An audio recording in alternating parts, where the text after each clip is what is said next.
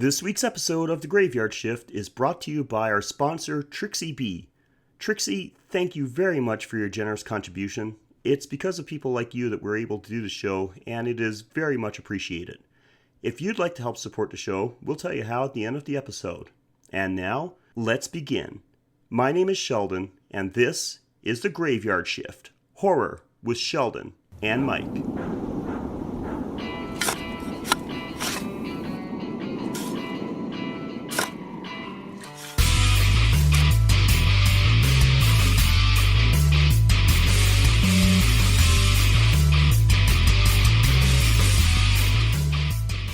Welcome to episode 2 of the Graveyard Shift Horror Podcast, where each week we watch a different movie from the horror category and give you all the details we can cram into 1 hour. Details like the plot summary, some behind the scenes stuff, what we liked and didn't like, and maybe a little bonus as well. I'm your host Sheldon, and as the title of the show informs you, I'm not working the Graveyard Shift alone. Please say hello to my co-host Mike. Hello. Hey Mike, how is everything? Pretty good. Apparently this is my full-time job now. Oh, really? Podcasting is now your full-time gig? Yep, been released from the toil of retail. Oh, really? Oh, something tells me there's a story behind that. Yes, but despite that this is a horror podcast, it is not fit for certain listeners. You tell me after we record. How are things with you? Yeah, not bad, actually. I've actually got a funny story to tell you involving the podcast. Ooh, do tell. So, I told some of my coworkers about what we're doing here, and one of them mentions to her husband that we're making a horror podcast. Apparently, it really sparked his interest, and he was all ready to sign up as a Patreon donor. And this kind of surprised her. She said to him, "Really? I didn't know you were that interested in horror." And he goes, "Oh, horror. 2 syllables. Never mind, I'm out." Huh. So, I'm not sure how his idea would work. Reviewing porn, maybe? I don't know. I don't know. We can just revise our intro, and you can introduce me as Trick Daddy. And We can sample the local escort service each week and give our thoughts and reviews. you know what's crack-a-lackin'? My name is a host called Mike. We're gonna be doing this. We're gonna be talking about all the neat hoes, tricks that they be trying to get on you, so that they don't have to pay you what they owe you, and how to bust their head and get your money. There we go. That's how I like to start off an episode, being mildly racist. And extremely misogynistic. Okay, well, Mike, last week we survived our very first episode. Are you ready to tackle movie number 2? I can't believe I'm the one that suggested this, because I'm just like, we're doing horror movies. We might as well get this out of the way, because I just seen it, and I definitely don't want to see it again. This is all on you, man. All on you. So, Mike, why don't you tell our listeners what today's episode is and what movie we watched this week? Today's episode is called "Oh God, Make It Stop Motion," featuring the Beast from Hollow Mountain and others. Oh, brilliant. Just absolutely brilliant, Mike. So give us the details, please, because the less I know about this movie, the better. Well, Mike, this one came out in 1956, and the 1950s were a great time for horror. We saw some of the first colored films in the genre. Stop-motion scenes were nearly perfected. We saw the rise of hammer horror. I can't wait to get into some of those. Dracula came out in 1958 with Christopher Lee. Kick-ass. Definitely going to make it onto an episode for sure. The Atomic Age brought us a whole new type of horror monster with giant bugs and other creatures. Alien Invader movies were in abundance, and we got to see some low-budget films become celebrated classics. This movie is not one of them. Oh, wow. I don't even know where to begin with this one. I didn't even know, honestly, if I was going to be able to do an episode on this movie. It really did not give us a lot to work with. I'll tell you how I came across it. My dad wanted to show a movie for the kids, for the nephews, and he was just like, "Mike, I remember this movie, The Beast of Hollow Mountain had a dinosaur in it. Go get it." And I'm like, "Oh, shit, whatever." And then we all ended up watching this movie that, nobody really liked it. How did you You have a previous experience with this movie too, right? Yeah, well, Mike, actually, I have a little confession to make about this one. I kind of cheated when it came to watching this movie. I did watch it, but I watched it on Mystery Science Theater 3000. Oh, that is cheating. I took the easy road. I'm sorry. You had something with entertainment in it. How dare you? I did. I used someone else's riffing on the movie to get through it. But Mike, you're a trooper. Mike's a trooper, folks. He swallowed that turd without any gravy. No sugar coating for him. No chewing, just swallowed whole. Okay, so what do we know about this movie? I said it was released in 1956, and it was released by United Artists, and also by a Mexican production company, and I know I'm going to say this wrong, but I believe it's pronounced Churubusco Studios. It was a joint project filmed in both Mexico and the U.S. Should be Chernobyl Studios. The budget is unknown, but I think it's safe to say that it was low. It was a 5,000 peso movie. Oh, I think everyone got paid in, I don't know, tacos maybe? Because I'm surprised they weren't paid in community service, because I can't imagine anybody doing this movie with their volition. I'm pretty sure in some scenes, especially the village scenes, some of these people didn't actually know they were being filmed. So, the plot for this movie is basically an American cowboy starts a cattle venture in Mexico. When some of his cattle, plus some of the locals, go missing, it is revealed that they were eaten by a giant prehistoric monster. So, yeah, that's... A single monster. No, not a family, not a hive, not... anything that would suggest a breeding population. It is just one creature that has lived since the dawn of time. Mm-hmm. An immortal dinosaur. Yep. A dracosaur. That is it. So, it stars Guy Madison, who is best known for the TV show Adventures of Wild Bill Hickok, where he played the lead role from 1951 to 1958. So, he's actually pretty well known in the Western genre. He did a ton of movie and TV roles throughout his long career, plus even some radio. So he's had actually a very long and successful career. Despite this movie. It also stars Patricia Medina, who is best known for the film Stranger at My Door and Mr. Arkadin, which is an Orson Welles film, I should say. Wow. Wow. I've seen neither of them, which is strange, because I am a fan of Orson Welles. I've never even heard of that one. Is that a movie where we get to see her rosebuds? You know what? I'm going to have to check that out. It also stars Carlos Rivas, best known for playing Lun Tha in the 1956 version of The King and I. So yes, in the same year, he was in The King and I and The Beasts of Hollow Mountain. That is a flexible resume right there. Mm-hmm. Now, I couldn't find a Rotten Tomatoes score for this one, but it has an IMDb score of 4.4 out of 10. IMDb has it listed as a horror / romance / sci-fi / western. That's not true at all. There is no science. There is no science in this movie. That gives you an idea of what you're in for, guys. That explains why the rating is so high. Because someone clearly doesn't quite get what this movie was. Mm-hmm. Yeah, someone doesn't have a full understanding of their genres. Okay, Mike, so how about we tear into this one? I know this was a hard task, but what did we like about this one?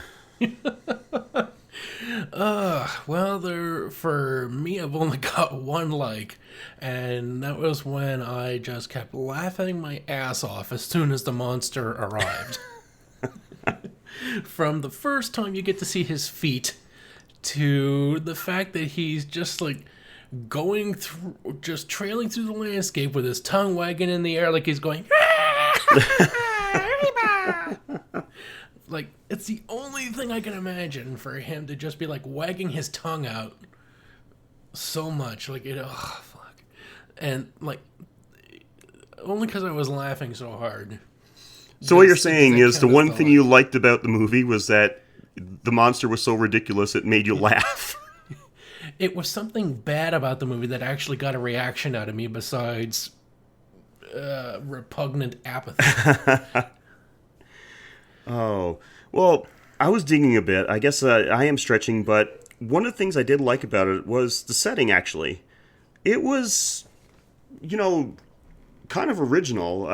I can't really think of another horror movie set in Mexico in the late 1800s in a, Wild West type setting. It gave it some potential. It could have probably also attracted Western fans. You cut out all the things about the monster, like it actually would have been like probably an okay Western if if that's something you're into. It would have been a nice tepid Western. Yeah, it would have still been kind of meh, but still, I could see someone that liked old time Westerns might appreciate it. Well, sure, it wasn't Plan 9 from Sierra Madre, but it was still if you took the monster out of the movie, it would just be a boring movie. Instead, it's a boring monster movie. Yes. And as for the monster itself, it wasn't good. I'm a sucker for stop motion animation. I can't help it. Anytime we saw the monster on screen, at least in its full form, I was kind of tickled by it, honestly. It's hardly remarkable for its time because, stop motion animation at the time in the late 50s was actually pretty good. Some people had perfected it pretty well. Yeah, King Kong had already been out for almost 20 years. Yeah. So that's 20 years of improving on something that was pretty good to begin with. Yeah, I mean, you had things like King Kong, the creature from 20,000 Fathoms, lots of other stop-motion creatures in different movies, and there's really no reason at that time, for there to be a bad monster in a movie. Yeah. This was just the fact that they didn't know how to do that. Yes. So, I only had one other thing for what I liked. That was Patricia Medina as Sarita. One word, caliente. She actually had a nice senorita look to her. It's, she looked good without having to show off a lot of skin, just in, the period outfits. She was actually very, classically beautiful, I found, anyway. Oh, yeah. That, she was, a nice point of the movie, although, there was, one article where she keeps trying to adopt this kid, despite the fact that the father's still alive. It's yes. The second, you're trying to hook up with a girl, and she keeps trying to take someone else's kid, obviously this lady, in my opinion, is off the rails. She wants a family without, any of that waiting stuff. Mm-hmm. So... Well, like I said, this was a bit of a stretch for us to try to find things we liked because we pretty much, let you know right off the beginning that we didn't have a great time with this movie. So, let's move on to what we didn't like. Man, I had the opposite problem for what I didn't like because I didn't know when to stop writing. So, one of the things I got to bring up right away, because I actually did like the monster when you saw it in full form. Well, the problem is, you don't see the monster in full form until about 60 minutes into the movie's 80-minute runtime. I was starting to wonder if there was even a beast in the movie, if the beast was maybe just metaphorical. It's like an M. Night Shyamalan movie where it turns out, no, everyone just ran away because they found out it wasn't the 1800s. Yeah. Oh my god. That would have been one time where that twist would have been good. Yep. Nice twist would have worked out well in this movie. Turns out it's an animatronic from Jurassic Park. Yeah. It just got a little loose, just kept walking around in one direction, and everyone's just like, oh my gosh, and it turns out they're the isolated village. There you go. Yeah, as for me, that was pretty much on my part as well. The monster just seemed like he was tacked on. They were filming a Western, and then they realized, you know what, this movie's kind of boring. Let's just throw a monster in there. Yeah. No, I believe it. Absolutely. I guess next, this would be kind of connected to the monster as well. But several times, you only saw the monster's feet, and It was laughable.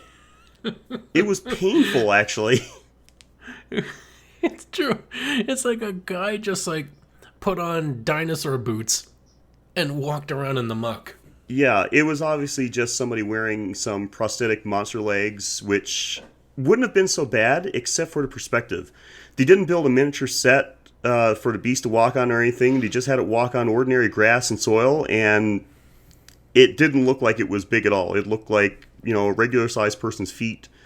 Just a terrible job. That was... Because you're only looking at the feet moving, but it obviously has, like, a human's stride. Yeah. Rather than a creature that has, like, 10-foot legs. And didn't match up with the way that the pace or the movements that the monster had when you actually saw him. So, just very awkward. Would have been much better to have left it out altogether. If you wanted to give, like...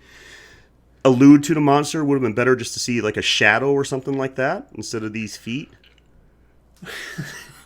It really takes you out of it. It really does. Okay. Yeah, for me, my second dislike is that, like even as a Western, it's got like weak, predictable plot, characters, villain. It's like nobody here was really charismatic in their role. Yeah. Like the actors, like you could say, like, well, the actress was hot, but it's like, really, as a character, was she like in a sensible, like acting sensibly given her situation? No, not at all. Nobody it's was. Like my husband is a temperamental psychopath. I should go hang around with the American. Yeah. No, you're right. While constantly trying to adopt a kid who has a living father at this point. Yeah, but I mean, you're talking about Pancho and Panchito? Oh my god. The characters so poorly written, they couldn't even give them separate names. No. It sounds like a main dish and an appetizer at a Mexican restaurant. One of the biggest dislikes is when the dinosaur comes after Pancho, he, instead of like aiming his gun, like when he sees the dinosaur, like all you see is like from the dinosaur's point of view, and he's just like, ah! But he's not running. He's just standing there screaming at the dinosaur like that's going to impress him. And then he starts shooting his gun, but the way he shoots his gun, like he doesn't even like look down the sights. He just starts like shaking his gun while firing it. It's like, yeah, throw the bullets through the gun. Like, your gun isn't a slingshot, you dick. Would that happens in so many horror movies when like there's someone's in immediate danger from some murderer or monster or whatever the case is. They don't run, they just stand there and scream. Like, would that ever happen in real life? Have you ever seen any type of like danger pop up and somebody just stands there screaming instead of just hauling ass out of there? I'm going to scream while running. Exactly. Do both. Don't stand there like an idiot, just run.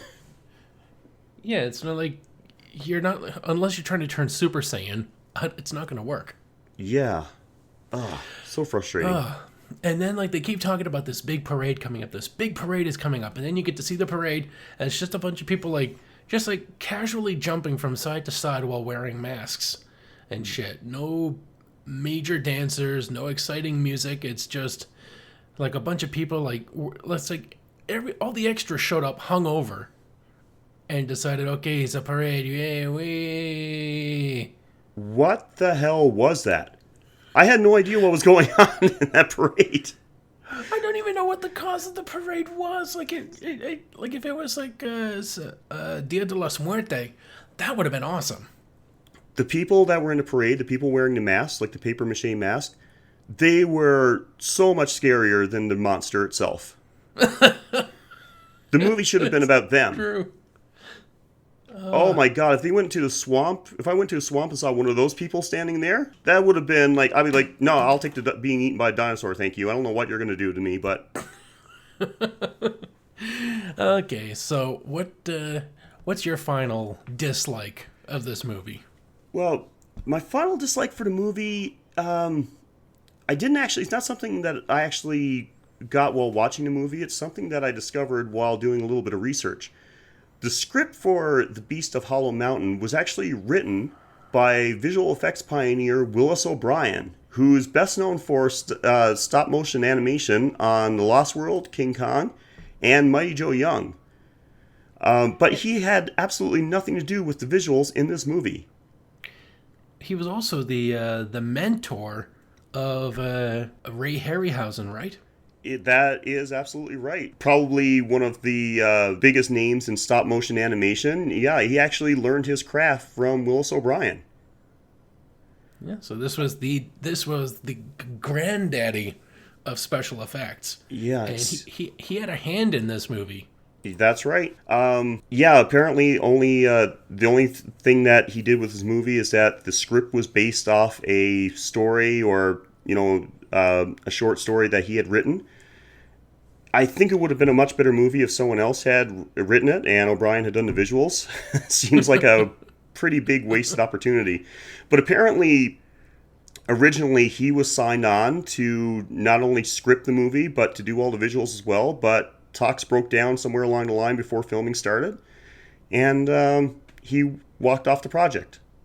Actually, that reason might be known because when I was doing a bit of research, I couldn't find any deleted scenes. However, I did find a transcript that was taken during the last meeting with Willis O'Brien.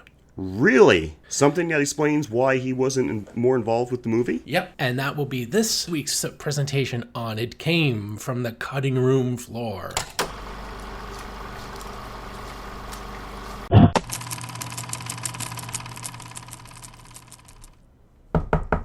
Oh, Willis, come in, have a seat.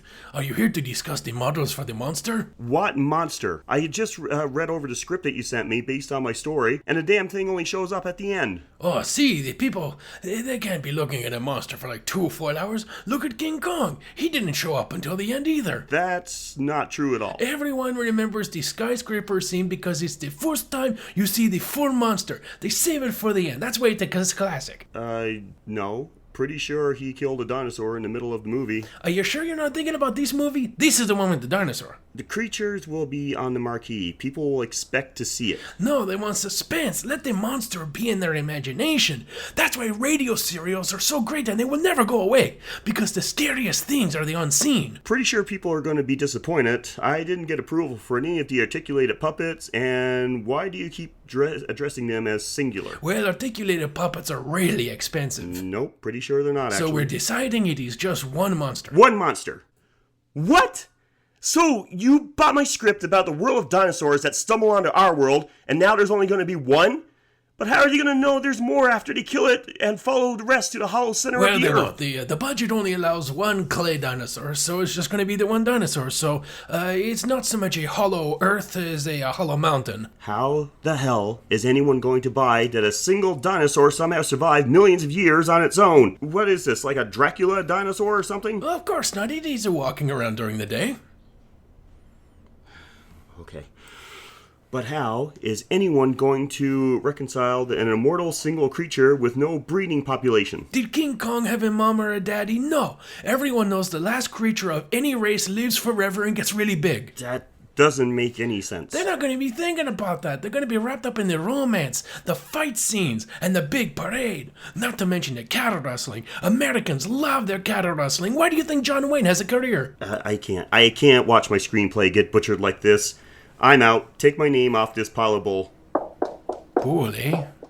El Toro. Okay, we got a name for the script, but who's going to make the dinosaur now? Excuse me, Mr. Nasur. It's time for me to clean your office. Not right now. I need to find someone who can make a clay monster. Oh, clay. I spend lots of time with my kids making stuff out of the Play-Doh. Would you like me to try? Do you know what an Allosaurus is? Is it like a big dog or something? No, it's like a huge lizard. Oh, okay, like a lizard, like the snake with the flappy tongue. See. Finally, someone who doesn't ask questions and just listens. This movie is going to be great with nobody impeding my vision now. Wow, amazing. That Very was enlightening. So informative and also mildly racist. Well, it was the 50s. Everything was racist. Now we know why he loved the movie, so yay, we can. I wonder how long it'll take for that entry to show up on Wikipedia. I got a feeling it's not. I don't know why just, it's so weird because it seems like, I know we're only 2 episodes in, but it seems like everything we do for the cutting room floor segment, the voices sound oddly familiar. I don't understand. It's like I've heard them before. Well, I guess, people sound the same over time. Like, how much do people really change? Like, not much. Yeah, People don't change their behavior, their politics. Why would their voices follow? True. Okay, so, well, that mystery is solved. So what else can we glean from this turd? Well, the only thing that I had for a little bit of a bonus info spot was that this was actually pretty impressive. I was actually a little amazed when I heard this because I don't think this happens often. But because it was an American and Mexican production, a Spanish language version of this movie was shot back to back with the English version of the film. That's pretty ambitious. That's a big task. Wait, so the actors actually, like, no subtitles, they actually reshot the movie in Spanish? For every single scene that they shot, they filmed it in English first, and then once it was cut, they reshot the entire scene with all the actors delivering their lines in Spanish. Oh my gosh, that is way too much work for this. That's a lot of work for to end up with this end result. And surprisingly, if you wanted to know what Willis O'Brien's story really was, it would be remade. It would finally be made by his protege, Ray Harryhausen, as the Valley of Gwangi. So, Mike, yeah, this was a rough one, dude. I know for our first episode, we watched a movie we both loved. We got a movie that we both hate at this time. I think for our next episode, I'm going to have to do a palate cleanser. We're going to have to watch a real stunning classic, yeah. too. I would recommend, if you're going to watch this movie, watch the Mystery Science Theater version. Because it's fantastic. It's on Netflix, so it's easy to find. And it makes the movie bearable. Every copy of this movie needs to be crammed into a hollow mountain and have the mountain collapse onto it. Yes. But at least there was like one somewhat entertaining part for me. And that was my kill of the week. Ching. Okay, so you might wonder, like, is it the dinosaur? Well, no, the dinosaur, for some reason, is a really stupid kill. He doesn't make the list because they end up tricking him into falling into the quicksand around the mountain. The same mountain that apparently is a 65 million year old dinosaur he would be the goddamn expert on. And no, they trick him into falling into that crap, so, that is not a spectacular kill. The real kill goes to Enrique. Ah, yes. Bastard of the movie. The guy that's just like, can't leave well enough alone, and everything he does makes the movie worse. Like, usually, like, in a good villain, like, you realize that these two people, like the hero and the villain, they have to clash. But, all these, like, there's, like, no reason for them to clash. Like, the American guy is leaving. And he's just like, fuck with his cattle. And he tells that to his henchmen. And so they end up doing it, resulting in a great stampede that gets them killed. But that is not the kill. The kill goes to Enrique. For some reason, he's decided to finish off Guy Madison himself. And only when he gets too close to him does he realize, oh shit, there's a dinosaur. So they end up having to, like, team up together briefly. Like, Guy Madison rescues him, and you think, oh, well, this is a great chance for the guy to redeem himself, and they're actually going to turn out to be friends. Like, his hot head will cool down, and they're going to be buddies. Or at least they're going to team up and kill the dinosaur. No, they end up running into a crevasse, and the dinosaur, like, he's got his hand in, and the guy's trying to stab the hand, but Enrique is just, like, not really contributing much, and he gets his comeuppance when the monster grabs him and gives him a full case of shaken baby syndrome. Yep, absolutely. It was a great kill. I mean, you want to see what this type of kill is? just watch the Avengers when Loki pisses off the Hulk. And this is it. Except with much better special effects. Well, I'm glad you picked that one for your kill because, I mean, you didn't have a lot to choose from because one kill happens off camera. We get a couple of guys trampled by cattle, Enrique getting shaken to death, and that was it, right? Oh, yeah. Well, unless you count the cattle getting chomped on, which, oh my gosh, like, as soon as they do this, it, like, really undersells the scale of the monster. Because it realizes that the monster is only as tall as, say, a regular modern-day two-story house. Because when he bites into that, when he eats the cattle, it's like, you'd expect him to, like, throw the cattle up in the air and, like, swallow him whole. Or something. But no, he's like a friggin' mouthful for this guy. So it's like, his mouth is only as big as the side of a cow. Yeah, that scene actually took away from the monster. It made it less impressive, for sure. Well, Mike, do you think you're ever going to be watching this one again? I'll be watching it when I throw the DVD into a pile of quicksand. Just watch it sink, is that right? Just to make sure it's gone. Yeah.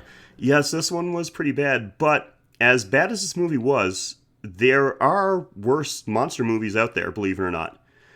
There are some that hold an even lower rank on the crap pile. Lay it on me. All right, so folks, for your bonus this week, you get our movie monster dishonorable mentions. Here are our top 3. Coming in at number 3, we have Reptilicus from 1961.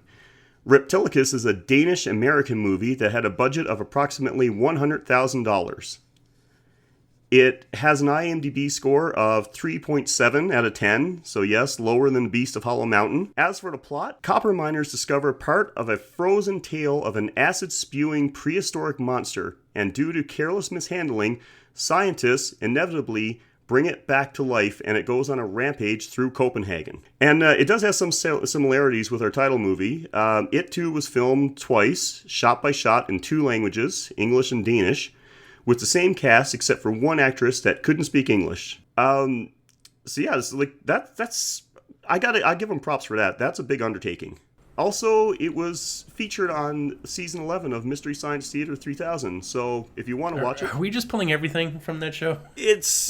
I'm gonna chalk it up to coincidence. I didn't plan it that way, but you know, it makes Or going on the record for, as saying it's an accident. Okay. Yes. It just makes it easier to watch. Do it that way. Now, what makes this movie bad? Other than the acting, while some of the sets and miniatures are pretty well done for the limited budget, the monster itself is the highlight of this stink bomb. How do you think they made the monster? Was it a guy in a rubber suit on a miniature set? Stop motion animation? Nope.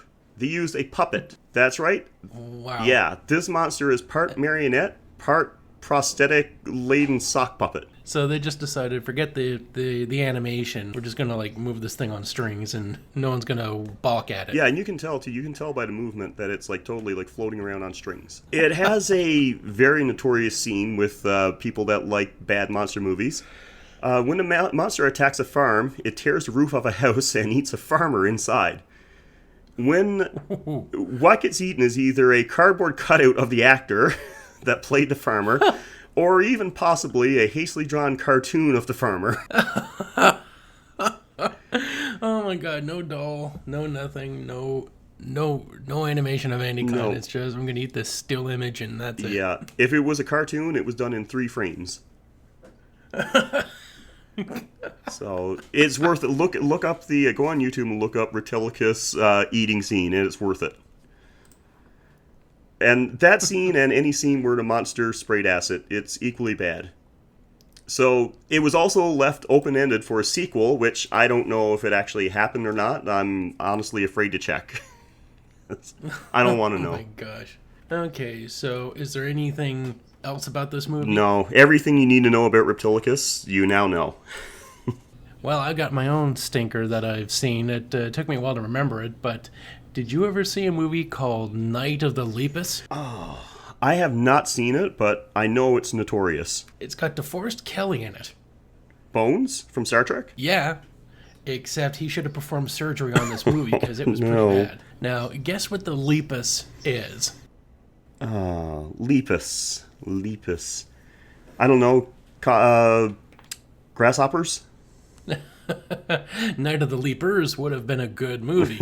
This was actually taken from the Latin word for dun dun dun bunnies. Bunnies. The villain in this movie is overgrown bunnies. Oh, God. Yes. Fluffy herbivores somehow grown as tall as houses and developed a taste for human flesh by eating, if I remember the plot of the movie, these bunnies are just eating these organically modified foods. They've been modified to grow bigger, to provide, usual end world hunger, provide a nice crop yield and all that. But instead, the bunnies eat it and they grow. Wow. See, we're always being told those GMOs are dangerous. Well, even I think they tried to do something similar with the movie Tarantula, which may get a nod in the future. Again, it was just like, we're going to solve world hunger by making things big. When will we ever learn? Yes, and the kill of the week for the lepus is just the scene where what seems to be like this bunny is breaking into a cabin, and the guy is like backed up against, instead of like running out, he's just like, stupid, typical bad movie decisions where you don't actually run, you just scream and wait to die. But what you're seeing is basically two guys in a giant bunny mask costume / shaggy carpet. And, it's so fucking bad. I have to watch this now. Oh, yeah. I have to look this movie up. Especially when you see how they managed to kill the bunnies. Like, Elmer Fudd would have been proud of the way that these people decided to kill the wabbits. How'd they do it? Apparently they had to like wait until the bunnies were charging across this one piece of land where like several train tracks intersect, because what they did was they electrified the train tracks to create an electric fence corral, which sends the bunnies over this dune, and they just open fire with the military, just shooting the ever-living shit out of them. But when you're watching it, you're not seeing bunnies getting shot or blown up. You're just seeing them firing, and then you're just like seeing like shaggy carpet puppets falling. But for the main scene, you're just seeing rabbits like calmly walking or like being herded in front of the camera while all the bullets are flying around. Like, you're not seeing like actual bunnies getting shot or like puppets being destroyed or anything. You're just seeing footage of bunnies calmly walking or like hopping over a dune. Oh, fuck, it's so bad. Wow. So no actual rabbits were harmed during the making of this film? I think few rabbits were actually filmed in the making of this film. That's good to know. I'm going to check this one out. I'm not joking. I'm going to watch this. Not that it sounds good, just for our listeners, just want to make sure that you're clear. Sometimes there's a big difference between what I enjoy and what's actually good.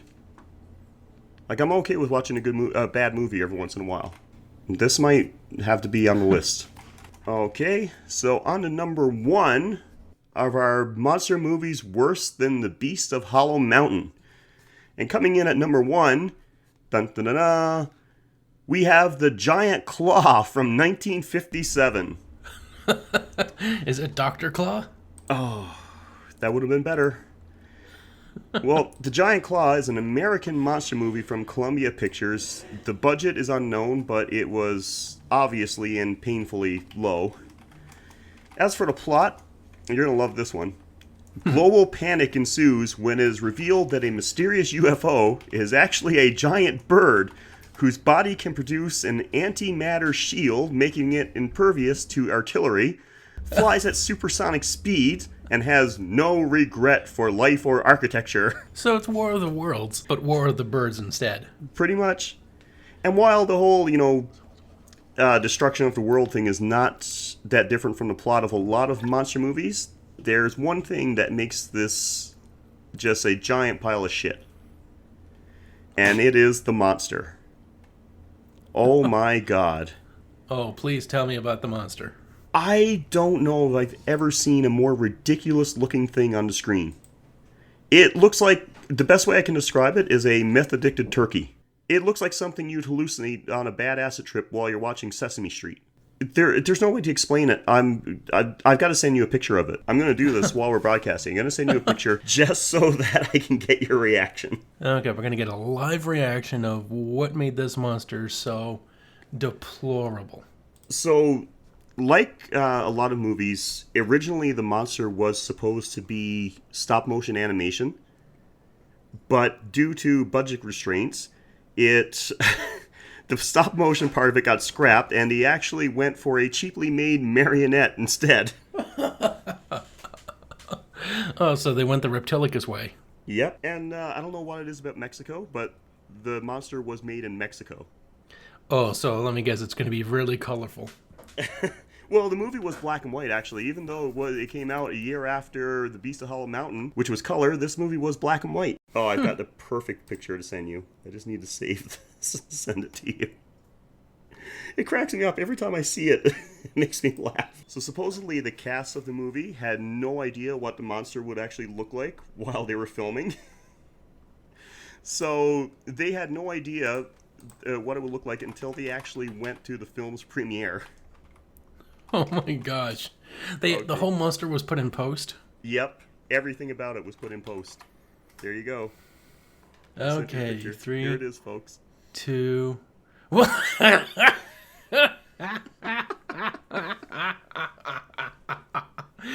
that not the greatest thing ever? It's a fucking vulture. It's a buzzard. Basically, if you took Buzz Buzzard from Woody Woodpecker, but fan mashed him up with Sloth from the Goonies, this is what you'd get. This is what would happen if Sloth from the Goonies fucked an ostrich. This would be their offspring. And this is not altered in any way. This is a screenshot directly from the film. Oh. Yeah. So, yeah, apparently, like I said, the cast had no idea what it was going to look like. They didn't see it until the film actually premiered. There's a story going around, actually, that the lead actor was so embarrassed by it and how the audience laughed every time the bird was on screen that he left the premiere early. He snuck out and went out and got drunk. I'd imagine that. I mean, I imagine that, like, just the sound of all that laughter would probably really, really wreck you. Yeah. And if you want to know more about this movie, my advice would be to check out Cinemassacre's Monster Madness review on YouTube. James Rolfe, who's best known for his portrayal of the angry video game nerd, points out everything you need to know about this movie. He does about a 3-minute review of it with some video included, and it is just great. We're gonna have when we post this episode. When we post it to our social media, we're going to have to include some pictures of these 3 movies along with pics from The Beast of Hollow Mountain, just so people can have a look at how spectacular these monsters are. And I think this monster should be not safe for work, because if you look at it, you're clearly going to bust out laughing and give away that you're not working. Oh, for sure. You can't look at this without just dying. It is great. Fantastic. Oh. I'd love to. I'd really like to have like a plush of this thing or something. I'd hang it in my bedroom. That's it for the horrible puppet movies that we've got. That's it. That's all our movie coverage for this week. But of course, thank God it's over. Well, we're done with our movie coverage, but we're not done with the episode just yet, because we want to hear from you. If you have any movie suggestions for us to watch, comments about the show, or you just want to say hi, there's a few ways you can do that. First of all, you can email us. Our email address is graveyardshiftpod@gmail.com. You can reach out to us on Twitter at GYS_horrorpod, and you can look us up on Facebook at the Graveyard Shift Pod. If you want to help support the show financially, you can make a donation to us at www.patreon.com/graveyard. And if a monetary donation is not possible, you can still help us out a ton by rating, reviewing, subscribing to us on iTunes and Google Play, or simply by keep listening to us on Podbean Weekly and sharing the show with your friends and family. So, before we go, Mike, why don't you tell them what we have coming up for next week? Next week, we get a excellent palate cleanser. An American Werewolf in London, the John Landis classic. Oh, I cannot wait for this one. One of my favorite movies. Definitely at least one of my favorite werewolf movies. So, yeah, a palate cleanser indeed after all this crap that we swallowed this week. Well, that's, I guess that wraps up everything for today. So, I'm Mike. I'm Sheldon. And thank you for joining us once again for the Graveyard Shift.